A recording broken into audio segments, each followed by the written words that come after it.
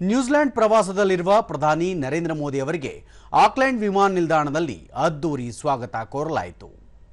ವಿಮಾನ ನಿಲ್ದಾಣದಿಂದ ಗವರ್ನಮೆಂಟ್ ಹೌಸ್ನಲ್ಲಿ ಪ್ರಧಾನಿ ಅವರು ಅಲ್ಲಿನ ಭದ್ರತಾ ಪಡೆಗಳಿಂದ ಗೌರವ ರಕ್ಷೆ ಸ್ವೀಕರಿಸಿದರು. न्यूजीलैंड पहुंचे हैं जहां उनका बड़ी गर्मजोशी के साथ स्वागत किया गया है।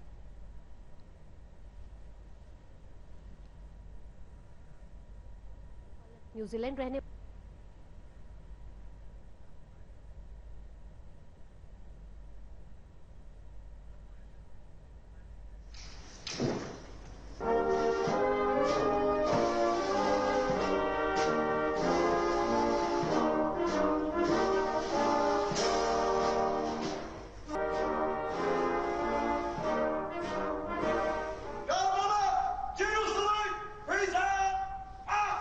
सम्मान और स्वागत विशेष रीति रिवाज से किया जाता है। ಅಲ್ಲಿನ ಶ್ರೀಮಂತ ಪರಂಪರೆ ಮತ್ತು ಸಾಂಪ್ರದಾಯಿಕ ಕಲೆಗಳನ್ನು ಪ್ರಧಾನಿ ವೀಕ್ಷಿಸಿದರು.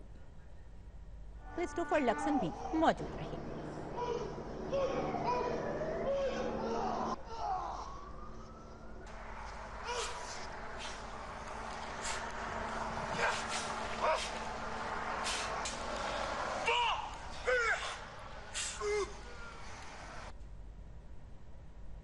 ಪ್ರಧಾನಮಂತ್ರಿ ನರೇಂದ್ರ ಮೋದಿ ನಂತರ ನ್ಯೂಜಿಲೆಂಡ್ ಪ್ರಧಾನಿ ಕ್ರಿಸ್ಟೋಫರ್ ಲಕ್ಸನ್ ಅವರೊಂದಿಗೆ ಪ್ರಧಾನಿ ನರೇಂದ್ರ ಮೋದಿ ಮಾತುಕತೆ ನಡೆಸಿದರು. ಈ ಸಭೆಯಲ್ಲಿ ಭಾರತ ಮತ್ತು ನ್ಯೂಜಿಲೆಂಡ್ನ ಉನ್ನತಾಧಿಕಾರಿಗಳು ಉಪಸ್ಥಿತರಿದ್ದರು. आपसी सहयोग और साझेदारी को और अधिक मजबूत करने ಪ್ರಧಾನಿ ನರೇಂದ್ರ ಮೋದಿ ತಮ್ಮ ಪ್ರಾಸ್ತಾವಿಕ 40 ವರ್ಷಗಳ ನಂತರ ಭೇಟಿ ನೀಡುತ್ತಿರುವ ಭಾರತದ ಪ್ರಧಾನಿ ತಾವಾಗಿರುವುದಕ್ಕೆ ಸಂತಸವಾಗಿದೆ. ತಮಗೆ ನ್ಯೂಜಿಲೆಂಡ್ ಮತ್ತು ಆಕ್ಲೆಂಡ್ನಲ್ಲಿ ಸಾಂಪ್ರದಾಯಿಕ ಶೈಲಿಯಲ್ಲಿ ಅದ್ದೂರಿ ಸ್ವಾಗತ ಕೋರಿದ್ದಕ್ಕೆ ಆಭಾರಿಯಾಗಿರುವುದಾಗಿ ತಿಳಿಸಿದರು. ಉಭಯ ದೇಶಗಳ ನಡುವಿನ ಮಾತುಕತೆಗೆ ನ್ಯೂಜಿಲೆಂಡ್ನ ಆರ್ಥಿಕ ರಾಜಧಾನಿ ಆಕ್ಲೆಂಡ್ ಅನ್ನು ಆಯ್ಕೆ ಮಾಡಿರುವುದು ಸ್ವಾಗತಾರ್ಹವಾಗಿದೆ. ಇಲ್ಲಿ ನಡೆಯುವ ಮಾತುಕತೆಗಳು ಎರಡೂ ದೇಶಗಳ ನಡುವಿನ ಸಂಬಂಧಕ್ಕೆ ಹೊಸ ಶಕ್ತಿಯನ್ನು ತುಂಬಲಿದೆ.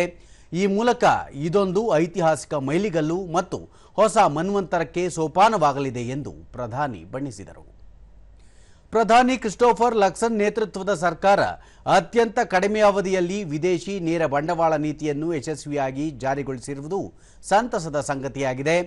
ಎರಡೂ ದೇಶಗಳು ಕ್ರಿಯಾತ್ಮಕ ಪಾಲುದಾರಿಕೆಗೆ ಸಹಕಾರಿಯಾಗುವಂತಹ ಒಪ್ಪಂದಗಳಿಗೆ ಮುನ್ನುಡಿ ಬರೆಯಲಾಗುತ್ತಿದೆ ಎಂದು ತಿಳಿಸಿದರು. ಭಾರತ ಲೋಕತಾಂತ್ರಿಕ ಮೌಲ್ಯದಲ್ಲಿ ವಿಶ್ವಾಸ ಹೊಂದಿರುವ ದೇಶವಾಗಿದೆ.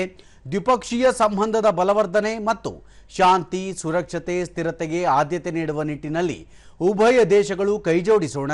ಈ ಮೂಲಕ ವಿಶ್ವ ಕಲ್ಯಾಣಕ್ಕಾಗಿ ಶ್ರಮಿಸಿ ಶಾಂತಿ, ಸೌಹಾರ್ದತೆಯ ಭಾರತದ ಬದ್ಧತೆಯನ್ನು ಇನ್ನಷ್ಟು ಎತ್ತರಕ್ಕೆ ಕೊಂಡೊಯ್ಯುವಲ್ಲಿ ಪರಸ್ಪರ ಸಹಕಾರ ಬಯಸುವುದಾಗಿ ಪ್ರಧಾನಿ ನರೇಂದ್ರ ಮೋದಿ ತಿಳಿಸಿದ್ದಾರೆ.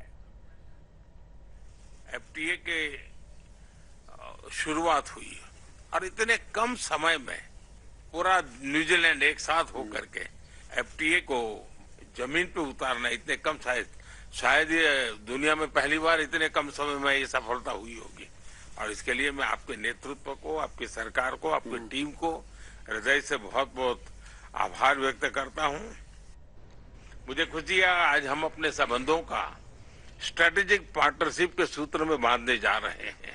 यह माइलस्टोन हमें और अधिक ऊर्जा और अधिक विश्वास के साथ आगे बढ़ने के लिए प्रेरित करेगा। एक्सेलेंसी, लोकतांत्रिक मूल्यों के में दृढ़ विश्वास हमें नेचुरल पार्टनर बनाता है। मेड फॉर ईच अदर जैसा है ये। और दूसरी प्रकार से दो मैरीटाइम देश के रूप में हमारा करीबी सहयोग इंडो पैसिफिक को एक नई ताकत देता है और शांति के हमारे जो लक्ष्य हैं उसको अचीव करने में हमारे संबंध एक नई ऊर्जा भर सकते हैं। न्यूजीलैंड यात्रा के दौरान ಇದೇ ಸಂದರ್ಭದಲ್ಲಿ ಉಭಯ ದೇಶಗಳ ನಡುವೆ ಹಲವು ಒಪ್ಪಂದಗಳಿಗೆ ಸಹಿ ಹಾಕಲಾಯಿತು. इसका मुख्य उद्देश्य